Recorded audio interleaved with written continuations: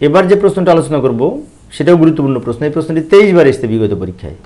প্রশ্নটি হচ্ছে প্রজাতন্ত্রের কর্মচারীদের নিয়োগ, কর্মের শর্তাবলী, কর্মের মেয়াদ এবং বরখাস্ত সংক্রান্ত বিধান সংবিধানে কি বলা আছে।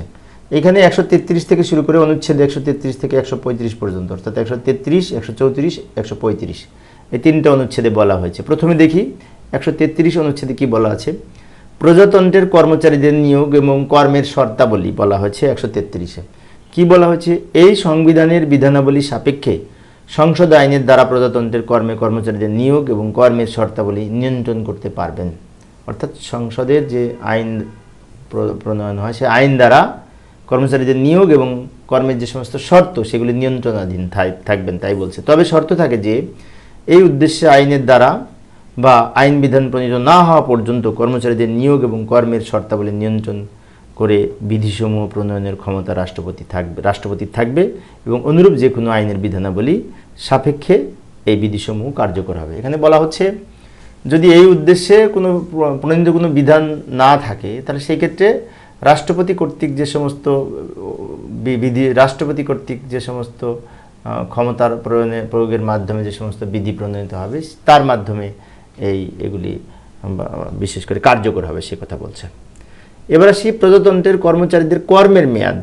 এই সংবিধান দ্বারা অনুরূপ বিধান করা না থাকলে প্রজাতন্ত্রের কর্মে নিযুক্ত ব্যক্তি রাষ্ট্রপতির সন্তুষ্ট অনুযায়ী বিশেষ করে সময়সীমা পর্যন্ত স্বীয় পদে বহাল থাকবেন। রাষ্ট্রের প্রধান হচ্ছে রাষ্ট্রপতি, তাই না? সর্বোচ্চ পদ, সাংবিধানিক পদ। এই সম্পর্কে প্রজাতন্ত্রের কোনো কর্মের মেয়াদ সম্পর্কে বা কোনো কিছু সম্পর্কে যদি বিধান না থাকে তাহলে রাষ্ট্রপতির সন্তুষ্ট অনুযায়ী সময়সীমা পর্যন্ত এই স্বীয় পদে তিনি বহাল থাকবেন রাষ্ট্রপতির সন্তুষ্ট অনুযায়ী। এবং শেষ অনুচ্ছেদটা হচ্ছে 135 নং অনুচ্ছেদে বলা হচ্ছে অসামরিক সরকারি কর্মচারীদের বরখাস্ত। সামরিক না কিন্তু অসামরিক বলেছে। অসামরিক মানে কি, যেগুলা সিভিল যারা আমরা, তাই না? সরকারি চাকরি সামরিক আছে একটা, আবার অসামরিক আছে। তো অসামরিক কর্মচারীদের চাকরির ক্ষেত্রে বরখাস্তের জন্য কি বলেছে লক্ষ্য করি। 135 নং অনুচ্ছেদের 1-এ বলেছে প্রজাতন্ত্রের কর্মে অসামরিক পদে নিযুক্ত কোনো ব্যক্তি তার নিয়োগকারী কর্তৃপক্ষ অপেক্ষা অধস্তন কোনো কর্তৃপক্ষের দ্বারা বরখাস্ত বা অপসারিত বা পদানুমোদিত হবেন না। এখানে বলেছে প্রজাতন্ত্রের অসামরিক পদে নিযুক্ত কোনো ব্যক্তি তার নিয়োগকারী কর্তৃপক্ষ অপেক্ষা, মানে যে নিয়োগ দিয়েছেন সে অপেক্ষা তার চেয়ে অধস্তন যারা থাকবে তাদের দ্বারা তিনি বরখাস্ত, অপসারিত বা পদানুমোদিত হতে পারবেন না, সে কথা বলছে। যেমন আমরা যারা বিশেষ কর্মকর্তা, আমাদের তো রাষ্ট্রপতি নিয়োগ দেন, তাই না? তাহলে রাষ্ট্রপতির ব্যতীত অধস্তন যারা আছেন তারা আমাদের এই বরখাস্ত, অপসারিত বা পদানুমোদিত তাদের দ্বারা হবেন না, সে কথা বলছে। তবে এইটার সুযোগ নিয়ে আমরা আবার যেন কোনো বিশেষ করে অসদাচরণ না করি, তাই না? আমরা সঠিকভাবে বিশেষ করে আইন কানুন মেনে চাকরি করার চেষ্টা করব।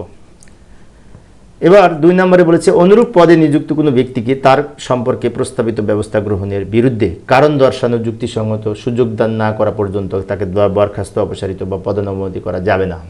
অর্থাৎ এরকম পদে যারা নিযুক্ত থাকবেন তাদের বিরুদ্ধে কারণ দর্শানোর যুক্তিসঙ্গত সুযোগ দান ব্যতীত তাদের বরখাস্ত বা অপসারিত করা যাবে না, সে কথা বলছে। এবং শর্ত থাকে যে এই দফা সেই সকল ক্ষেত্রে প্রযোজ্য হবে না। কিছু কিছু ক্ষেত্রে আবার এই দফাগুলো প্রযোজ্য হবে না। এই যে কারণ দর্শানোর নোটিশ ফোটিশ যা বললাম, কোন কোন ক্ষেত্রে লক্ষ্য করি। এখানে অতে বলেছে কোনো ব্যক্তি যে আচরণের ফলে ফৌজদারি অপরাধে দণ্ডিত হয়েছেন সে আচরণে তাকে গ্রেপ্তার, বরখাস্ত, অপসারিত বা পদানুমোদিত করা হয়েছে। অর্থাৎ ফৌজদারি অপরাধে যদি অপরাধী দণ্ডিত হন তাহলে সেক্ষেত্রে কিন্তু এই আইন প্রযোজ্য হবে না, সে কথা বলছে। পরে আরও বলেছে কোনো ব্যক্তিকে বরখাস্ত, অপসারিত, পদানুমোদিত করার ক্ষমতা সম্পন্ন কর্তৃপক্ষের নিকট সন্তোষজনকভাবে প্রতীয়মান হয় যে কোনো কারণে বা উক্ত কর্তৃপক্ষে লিপিবদ্ধ করবেন উক্ত ব্যক্তিকে কারণ দর্শানোর সুযোগ দান করা যুক্তিসঙ্গত কারণ সম্ভব নয়। এবং এমন কোনো ক্ষেত্রে এই বিধি প্রযোজ্য হবে না যে ক্ষেত্রে কর্তৃপক্ষের সন্তোষজনকভাবে তিনি প্রতীয়মান যদি হয় যে ওনাকে কারণ দর্শানোর সুযোগ প্রদান করা সম্ভব হবে না, সেক্ষেত্রে এই আইন প্রযোজ্য হবে না। এবং আরও বলেছে রাষ্ট্রপতির নিকট সন্তোষজনকভাবে প্রতীয়মান হয় যে রাষ্ট্রের নিরাপত্তার স্বার্থে উক্ত ব্যক্তিকে অনুরূপ সুযোগ দান সমীচীন নয়। এবং রাষ্ট্রপতির নিকট যদি সন্তোষজনক মনে না হয় যে ওনাকে নিরাপত্তার স্বার্থে, রাষ্ট্রের নিরাপত্তার স্বার্থে তাকে সুযোগ দেওয়া সম্ভব না, তাই না? সেই ক্ষেত্রে এই বিধি প্রযোজ্য হবে না। এবং আরও একটা কথা বলেছে অনুরূপ কোনো ব্যক্তিকে অনুচ্ছেদ 2-এর দফায় বর্ণিত, মানে 2-এর দফায় যা বলা ছিল 2তে কি বলা ছিল মনে আছে? 2 বলা ছিল যে সংসদের আইন যেরূপ নির্ধারণ করিবেন না। 2 নম্বরে কি বলা ছিল? 2 নম্বরে বলা ছিল পদে নিযুক্ত কোনো ব্যক্তিকে তার কারণ দর্শানোযুক্ত সঙ্গত সুযোগ দান না করা পর্যন্ত বরখাস্ত করা যাবে না, সে কথা বলছিল না।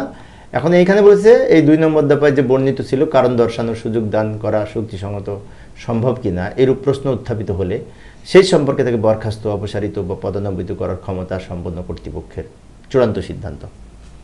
এখানে আবার কি বলেছে?